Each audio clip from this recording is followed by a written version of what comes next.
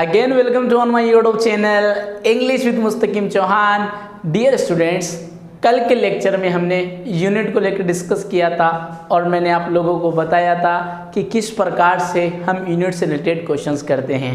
आपने देखा होगा कि जब नाउन के टॉपिक में यूनिट को डिस्कस किया जाता है तो उसमें रूल एंड रेगुलेशन लिखाए जाते हैं कि विलियन, मिलियन ये आ जाए और इनसे पहले फाइनाइट नंबर हो तो इनको प्लूरल फॉर्म में नहीं लिखते। लेकिन कल मैंने आपको एग्जाम्पल विद प्रूफ के साथ बताया कि ऐसी कोई चीज़ नहीं है। और मैंने आपको लास्ट के लेक्चर में भी बताया था, क्या बताया था, कि एक्सेप्शन नाम की कोई भी चीज़ नहीं होती है। एक्सेप्शन नाम की कोई चीज़ नहीं होती है, उस पर रिसर्च करना पड़ता है और जिस दिन आप उसको रिसर्च कर लोगे तो आप लास्ट कंक्लूजन तक पहुंच ही जाओगे। आज इसके लेक्चर में पहले हम डिस्कस कर लेते हैं कि अब तक हमने क्या क्या डिस्कस कर लिया है। तो सबसे पहले हमने क्या पढ़ा था, डेफिनेशन, नाउन की डेफिनेशन को पढ़ा। फिर उसके बाद हमने पढ़ा उसके क्लासिफिकेशन को।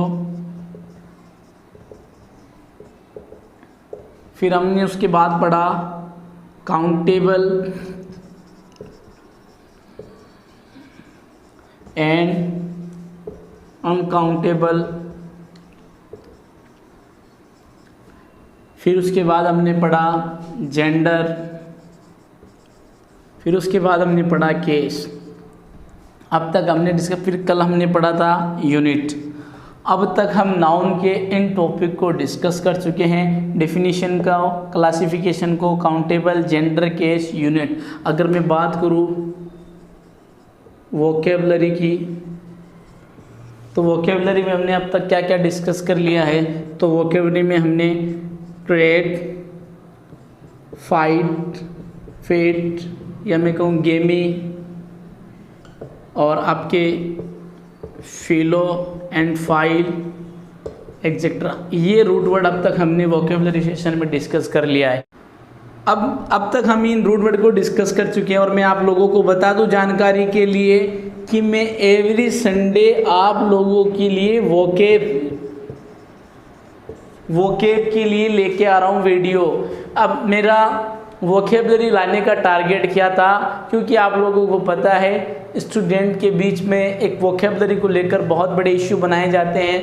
किसी भी स्टूडेंट से पूछो बेटा आपका कौन सा पोर्शन वीक है, तो आंसर यही आता है सर वोकेब। डोंट माइंड, मैं आपको एवरी संडे और वही वोकेबलरी डिस्कस करूँगा जो आपके एग्ज़ाम के पॉइंट ऑफ व्यू से इम्पोर्टेंट है।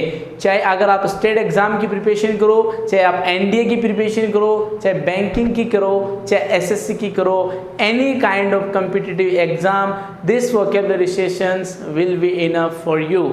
डियर स्टूडेंट्स, जो भी वोकेब पढ़ेंगे, मैं भी कह रहा हूँ, मैं 100% नहीं कह रहा हूँ, कहीं ऐसा ना हो आप बात को पकड़ ले कि आपने कहा था इनमें से वर्ड नहीं आएगा। क्योंकि देखो यहाँ पर हम एग्ज़ाम लेवल की प्रिपरेशन नहीं कर रहे हैं, यहाँ पर हम किसकी प्रिपरेशन कर रहे हैं, यहाँ पर हम कंपटीशन एग्ज़ाम की प्रिपरेशन करने के लिए आए हैं।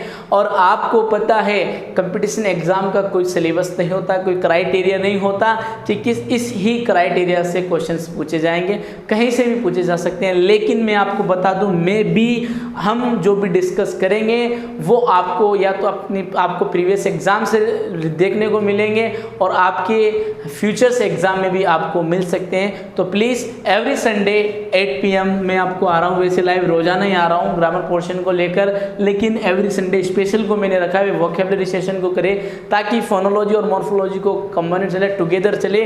और आने वाले समय में जब हमारे दोनों कंप्लीट हो जाएंगे फिर हम शुरू करेंगे रीडिंग कॉम्प्रिहेंशन, जो बच्चों में उसका भी एक बहुत बड़ा खौफ बना हुआ है कि सर रीडिंग कॉम्प्रिहेंशन समझ में नहीं आता। डियर स्टूडेंट्स, अगर आपने मेरी वो वीडियो नहीं देखी है syllabus of English for any kind of competitive exam, तो उसका डिस्क्रिप्शन में लिंक दिया गया है, उसमें आप सिलेबस को देख ले। और मैंने आप लोगों को कहा था, मैंने उस लेक्चर के अंदर ये बात बताई थी कि अगर आप चाहते हो कि आपकी सिंटैक्स पर कमांड हो, सिंटैक्स के अंदर क्या क्या आते हैं वो मैंने वीडियो अपलोड कर रखी है। ठीक है, उसका डिस्क्रिप्शन में लिंक दिया गया है, आप उस वीडियो को देख सकते हो। तो सिंटेक्स को अगर आपको अच्छी कमांड करनी है आपको, तो आपका जो फोनोलॉजी और मॉर्फोलॉजी उस पर एक अच्छी कमांड होनी चाहिए। जब तक आपकी उस पर अच्छी कमांड नहीं होगी तब तक आप रीडिंग कॉम्प्रिहेंशन को सॉल्व नहीं कर सकते। अब कुछ बच्चों का पॉइंट ऑफ व्यू ये आता है कि सर आपने कहा कि रीडिंग कॉम्प्रिहेंशन सॉल्व नहीं होता, लेकिन कुछ वीडियो हमने देखे कि उनमें ट्रिक बताई जाती है। हाँ जी, रीडिंग कॉम्प्रिहेंशन की ट्रिक होती है, लेकिन वो ट्रिक आपके कब काम आएगी? वो ट्रिक आपके जब काम आएगी जब आपकी मॉर्फोलॉजी और फोनोलॉजी पर अच्छी कमांड होगी। तो आप इस बात का ध्यान रखें। यही कारण है कि मैं साथ में वोकैबुलरी लेके चल रहा हूँ, ताकि आप पर बर्डन ना हो और आप आसानी से एग्ज़ाम की प्रिपरेशन कर सको और अपने टारगेट को, अपने अचीव को प्राप्त कर सको। तो डियर स्टूडेंट्स, ये तो हुई हमारी बेसिक बातें जो हमारे फ्यूचर से रिलेटेड थी। अब आइए आज के टॉपिक की तरफ बढ़ते हैं। आज का टॉपिक क्या है उसको जान लेते हैं। मैं फिर कहता हूँ, एवरी संडे वोकैबुलरी स्पेशल आ रहा है और आप इसको देखना ना भूलें, क्योंकि आपके एग्ज़ाम के पॉइंट ऑफ व्यू से बहुत ज़्यादा इंपॉर्टेंट है। अब आइए आज के टॉपिक की तरफ चलते हैं और आज का टॉपिक क्या है उसको जान लेते हैं। देखो, अब तक मैंने क्या पढ़ा, मैंने आपको पूरा बता दिया। वोकैबुलरी पोर्शन से क्या पढ़ा, और ग्रामर के अंदर हमने नाउन को शुरू किया था, नाउन के अंदर हमने क्या क्या पढ़ लिया, ये सारी चीज़ें मैंने आपको आज बता दी। अब आइए आज का टॉपिक क्या है। अब देखो, बात करूँ मैं फ्रैक्शन की, अगर मैं बात करूँ फ्रैक्शन की, इसकी बात करूँ फ्रैक्शन की, तो फ्रैक्शन को हिंदी में क्या कहते हैं? फ्रैक्शन को हिंदी में कहते हैं भिन्न। अब इसके अंदर क्या होता है, ऊपर वाला जो पार्ट होता है उसको क्या बोला जाता है? उसको बोला जाता है न्यूमरेटर। क्या बोला जाता है? न्यूमरेटर। और नीचे वाले पार्ट को डिनोमिनेटर। क्या बोला जाता है? डिनोमिनेटर। देखो, आज अपन गणित पढ़ रहे हैं, आप ज़्यादा डीप में ना जाना कि सर फ्रैक्शन के अंदर पूरा आप हो जाए। मैं तो सिर्फ आपका ये जो फॉर्मेट इसलिए यूज ले रहा हूँ ताकि आपको जो मुझे समझाना है मैं आपको समझा सकूँ। आप यहाँ पर मैथमेटिक्स के सारे रूल लागू नहीं कर देना, ये सिर्फ मैं एक्सप्लेनेशन के लिए यूज ले रहा हूँ। तो देखो, मैथमेटिक्स में आप लोगों ने पढ़ रहे होंगे कि न्यूमरेटर और ऊपर वाले को न्यूमरेटर बोलते हैं और नीचे वाले पार्ट को डिनोमिनेटर बोलते हैं। अगर बात करें हिंदी में, तो हिंदी में इनको क्या बोला जाता है? ऊपर वाले पार्ट को अंश और नीचे वाले पार्ट को हर बोला जाता है। अब आपने इसके टाइप्स भी पढ़े होंगे, फ्रैक्शन के टाइप्स भी पढ़े होंगे, आपने टाइप्स भी पढ़े होंगे। टाइप्स में पहले टाइप से मैं आपको मिलाता हूँ और उसका नाम है यूनिट फ्रैक्शन। क्या नाम है? Unit fraction. अब यूनिट फ्रैक्शन क्या होते हैं पहले ये जान लेते हैं। देखो, मैं आपको जो चीज़ें समझा रहा हूँ ना, उसका कुछ लॉजिक है, आप समझना। जब हम एग्जाम्पल करेंगे तो आपको समझ में आ जाएगा कि सर क्या कारण था कि इतनी चीज़ें हमें बताई। क्यों? क्योंकि मैंने आप लोगों को पहले ही कहा था कि मैं आपको रूल बिल्कुल नहीं लिखाऊंगा, केवल आपको नोटिसेबल चीज़ें ही आपको प्रोवाइड करवाऊंगा। मुझे रूल नहीं लिखाना है, मुझे आपकी अंडरस्टैंडिंग को डेवलप करना है, यही मेरा टारगेट है। रटाना नहीं है, चीज़ों को समझाना है। अगर आपको इंग्लिश की ग्रामर पोर्शन को समझना है तो आपको इस चैनल के साथ जुड़े रहना होगा। अब यहाँ पर देखो, हमने लिखा यूनिट। अब यूनिट के बारे में जान लेते हैं, यूनिट फ्रैक्शन क्या होती है। यूनिट फ्रैक्शन क्या होती है? तो यूनिट फ्रैक्शन के बारे में बताया गया है कि जो न्यूमरेटर है वो किसके बराबर होना चाहिए? 1 के बराबर होना चाहिए। जो आपका न्यूमरेटर है वो किसके बराबर होना चाहिए? 1 के बराबर होना चाहिए। और डिनोमिनेटर से क्या होना चाहिए? छोटा होना चाहिए। डिनोमिनेटर से क्या होना चाहिए? सॉरी, डी लिख देता हूँ, शॉर्ट फॉर्म आपको मैंने ऊपर लिख दी है। तो डी से डिनोमिनेटर से क्या होना चाहिए? छोटा होना चाहिए। ये अपने क्या है? Unit fraction. यूनिट फ्रैक्शन का मतलब हमारा जो न्यूमरेटर है, अंश, जिसे हम हिंदी में कहते हैं अंश, ये किसके इक्विवेलेंट होना चाहिए? ये 1 के इक्विवेलेंट होना चाहिए। और डिनोमिनेटर से क्या होना चाहिए? छोटा होना चाहिए। यानी जो अंश है वो किसके बराबर होना चाहिए? 1 के बराबर होना चाहिए और हर से छोटा होना चाहिए। अब मैं फॉर एग्जांपल अगर मैं लिखूं 1/3, आपके सामने मैंने ये फ्रैक्शन लिखा। अब इस फ्रैक्शन को अगर अपन इंग्लिश में कन्वर्ट करेंगे तो ये क्या हो जाएगी 1/3। ये अगर हम इनको इंग्लिश में कन्वर्ट करेंगे 1/3 को तो ये अपने क्या हो जाएगी 1/3। अब देखो ये वर्ड बताए जाते हैं। अब मैं कहूँ कि 3 का एक हिस्सा, 3 का एक हिस्सा, तो यानी एक हिस्सा है और एक चीज़ को अपन क्या बोलते हैं, अपन ने जब नंबर्स पढ़ेंगे, अभी मैंने आप लोगों को नंबर्स नहीं पढ़ाया है, जब नंबर्स पढ़ेंगे तो मैं पहली चीज़ आपको यही लिखाऊंगा कि जो एक होते हैं, जो एक को रिप्रेजेंट करते हैं, ऐसे नाउन जो वन थिंग या वन प्लेस हो, ठीक है, वन पर्सन का नाम हो, तो वो किस कैटेगरी में जाता है, वो आपके जाता है सिंगुलर की कैटेगरी में जाता है। और एक से अधिक को वो आपकी किस कैटेगरी में जाता है, प्लूरल की कैटेगरी में जाता है। जब हम नंबर पढ़ेंगे तो नंबर 2 टाइप्स के होते हैं, सिंगुलर नंबर, प्लूरल नंबर। तो सिंगुलर नंबर जो एक होता है, कोई भी चीज़ हो, चाहे एक व्यक्ति हो, चाहे एक स्थान हो, चाहे एक एनिमल्स हो, कुछ भी एक हो, तो उसको अपन सिंगुलर नंबर बोलते हैं। और एक से अधिक उसको क्या बोलते हैं, प्लूरल नंबर बोलते हैं। इतनी बात आप लोगों के समझ में आई। अब यहाँ पर मैं आपको समझाना चाहता हूँ, वो चीज़ समझिएगा।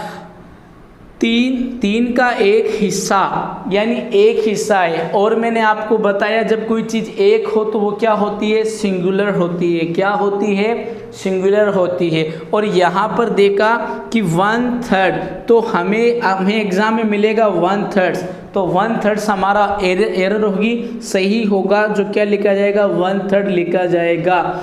अब बच्चों को, स्टूडेंट को लिखाया जाता है कि अगर आपके 4th 5th ये वर्ड लिखे रहे और आपको उससे पहले 1 मिल जाए तो आपको उनके साथ एस नहीं लगाना है। तो आपको क्या करना है, उनके साथ एस नहीं लगा सकते। आपको ये बताता है कि जब कोडी नंबर 1 आ जाए, डेफिनेट नंबर आ जाए, फाइनाइट नंबर आ जाए और उसके बाद कोर्डिनल नंबर आ जाए, तो अगर फाइनाइट नंबर 1 हो तो कोर्डिनल नंबर को प्लूरल फॉर्म में नहीं लिखा जाता। अब मैं आपको बेसिक इन्फॉर्मेशन दे देता हूँ।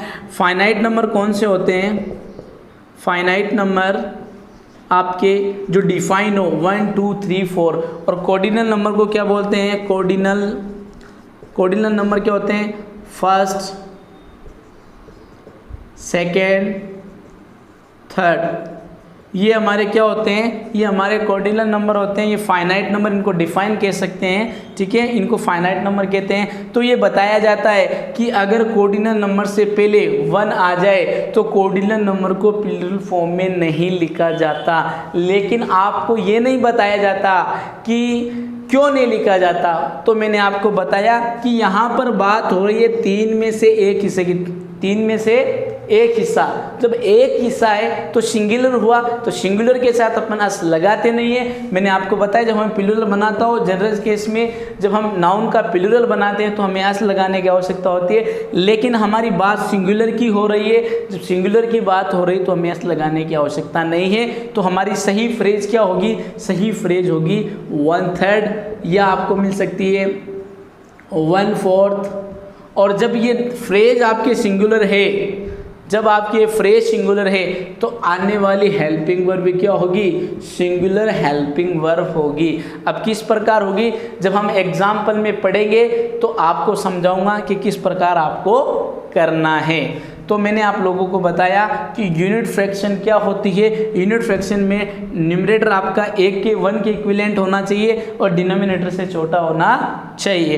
क्यों होना चाहिए, मैंने आपको बताया कि इसका 1 हिस्से की बात हो रही है और 1 जो रिप्रेजेंट करता है वो सिंगुलर को करता है। जब फ्रेज हमारी सिंगुलर है तो हमें इस कोऑर्डिनल नंबर के साथ एस लगाने की आवश्यकता नहीं है। तो स्टूडेंट्स, आपने देखा किस प्रकार हमने फ्रैक्शन को डिस्कस किया। बिना रूल रटे हुए हमने फ्रैक्शन की कोशिश करेंगे, कल डिस्कस करेंगे क्वेश्चन को। आज मैंने आपको इनके बारे में ब्रीफली इन्फॉर्मेशन दी ताकि अब आपके ऐसे क्वेश्चन एग्जाम में देखने को मिले तो आप बिना डर के, बिना विदाउट हेजिटेशंस के आप क्वेश्चन को सॉल्व कर देंगे।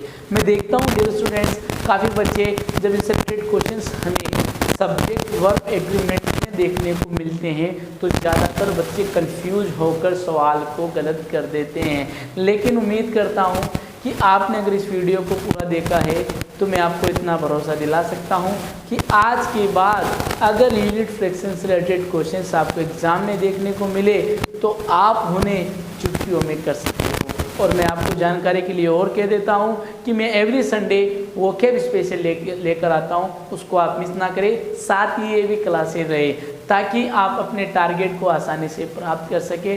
देखा है कि बच्चे आजकल लाइव नहीं आ रहे, फ्री में कोई कदर नहीं करता है, लेकिन हमने जो ये चैनल बनाया है, हमारा जो उद्देश्य है वो यही है कि जो ज़रूरतमंद स्टूडेंट्स हैं जिनके पास सुविधाएं नहीं हैं, वो बाहर नहीं जा सकते पढ़ने के लिए, उन्हें घर बैठे बेहतरीन तरीके से कंटेंट प्रोवाइड करवाया जाए। डियर स्टूडेंट्स, उम्मीद करता हूँ कि आज का ये लेक्चर आपको अच्छी तरीके से समझ में आ गया होगा।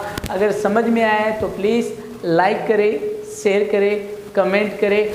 हाँ, अगर आप हमारे चैनल पे नए हो या आपने अभी तक हमारे चैनल को सब्सक्राइब नहीं किया, डियर स्टूडेंट सब्सक्राइब करें और बेल आइकन दबाएं ताकि आपको नोटिफिकेशन मिले और आप अपने एग्ज़ाम की प्रिपरेशन इस संकटकालीन समय में घर बैठकर आसानी से कर सके और सुरक्षा के साथ कर सके। Thank you.